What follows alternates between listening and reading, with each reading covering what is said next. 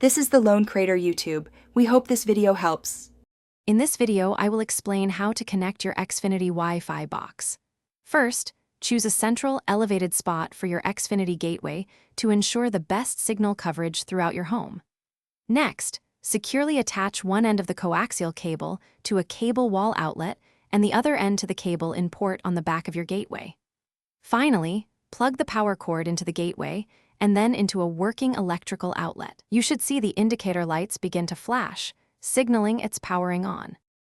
Once your Xfinity gateway is plugged in, allow several minutes for it to fully power on. You'll know it's ready when the indicator light turns solid white or green, depending on your model. For the easiest activation, download the Xfinity app to your smartphone or tablet. Open the app and follow the clear, guided steps to activate your new internet service.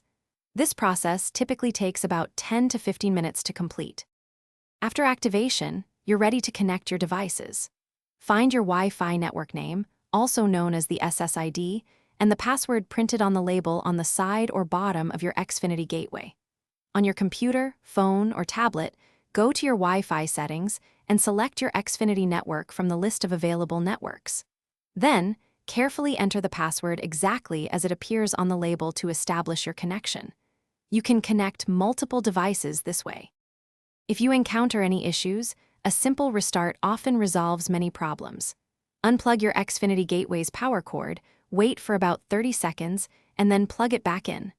Also, double-check that all coaxial and power cables are firmly connected to both the gateway and the wall outlets. Loose connections are a common cause of service interruptions. If problems continue after these steps, don't hesitate to contact Xfinity customer support for further assistance. Thanks for watching. Consider subscribing if we helped you.